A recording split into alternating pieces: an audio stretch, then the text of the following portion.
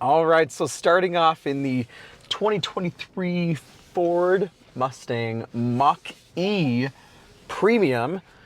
This one has the $7,000 91 kilowatt hour battery upgrade, which gets you about 290 miles of range. And of course, lots of good power. I believe it makes about 367 horsepower and about 430 pound-feet of torque. So quite a bit of power, pretty awesome. I mean, it's, as with all electric vehicles, it's pretty quick. So I've spent the last several days with this Mach-E, and huge thanks to Performance Ford here in Bountiful, Utah, to providing it. This is my first time in a Mach-E, and I've driven several electric cars here before on the channel, and just, you know, for fun and for the experience of it. And so I was really curious about getting into the Mach-E. Of course, you know, it doesn't even need to be said really at this point, but everybody was upset about it being called a Mustang, which I still don't honestly really understand. There's not really much here to tie it to a Mustang, but regardless, it's a Mustang. But so as far as driving this, I mean, obviously there's tons of power. I mean, as with any EV, really, there's good power. It's pretty quick. I do not have the one pedal drive engaged. I just have been doing it just kind of normal. There still is obviously some regenerative braking with the one pedal drive disengaged, which I prefer. And of the 290 mile range, this has done pretty good. I think it's dropped a little bit quicker. I picked this up with 285 miles on it for the range, and I currently have 101 miles left, and there was already like 20 miles on here. So with the AC going, or heated seats going, or whatever, it's going to use it a little more quickly. And so I haven't quite got that exact estimation, but it does seem to be a little bit better than what I've experienced in some other EVs, which is probably in part because of I mean, the acceleration is always just so cool, right? Probably in part because of the warmer temperatures that we've had when I've driven a lot of the EVs. It seemed to be in the colder temperatures, so that explains at least part of the discrepancy. But other things as far as driving the Mach-E, it's really pleasant. I mean, it's quiet in here. They've done a good job.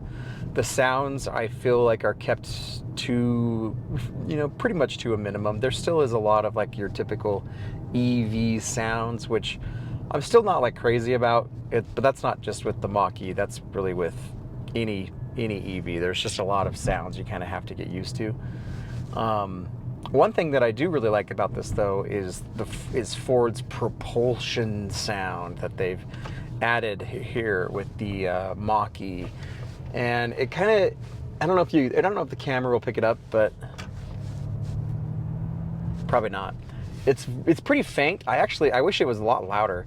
There's this low rumble, which it's not quite like the sound of a, you know, your amazing Mustang V8, but it does kind of provide at least somewhat of a rumble, you know, loosely tying it to the Mustang name.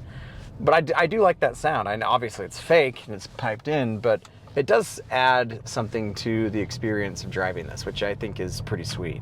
It's also really comfortable. I've got to mention that as well. Like, so these seats are not very well bolstered. They're not gonna hold you in, but they're so squishy. Like, they're so squishy and so comfortable. Like, I honestly could sit here in these seats for hours. Like, I could ride out the whole range in this thing and then some, and find it really an enjoyable place to spend time. These are some of the softest seats I think I've ever tested, and I love it. I think that they're fantastic.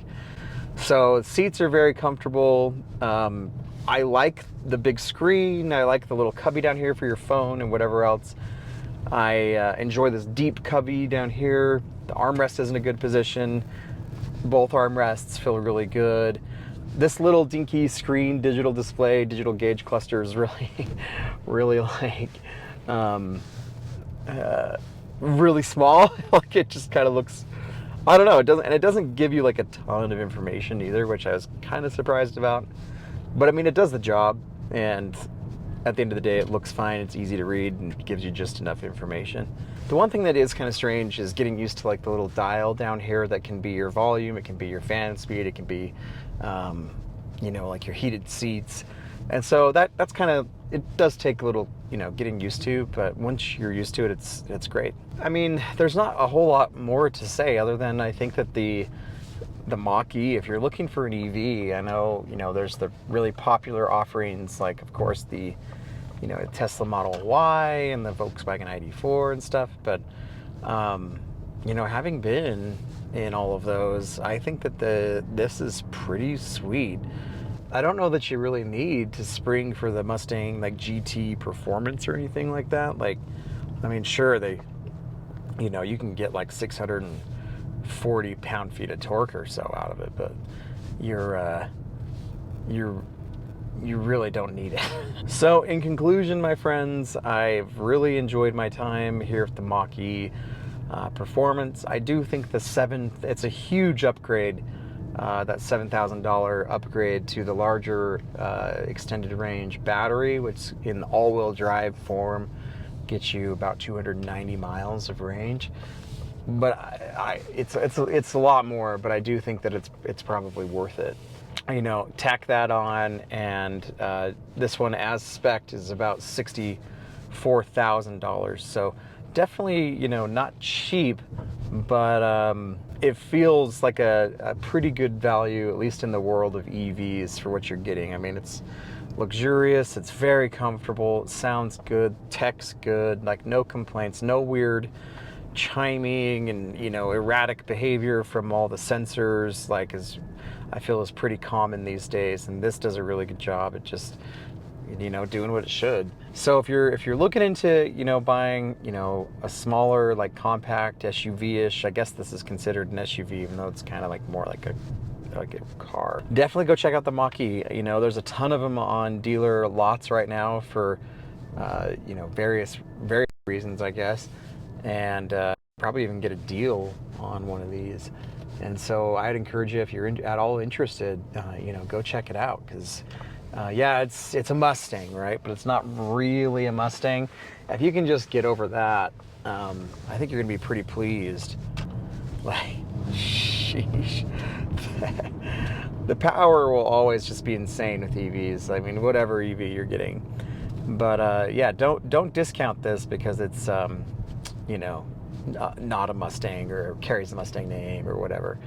And anyway, guys, thanks for watching. Talk to you later. See ya.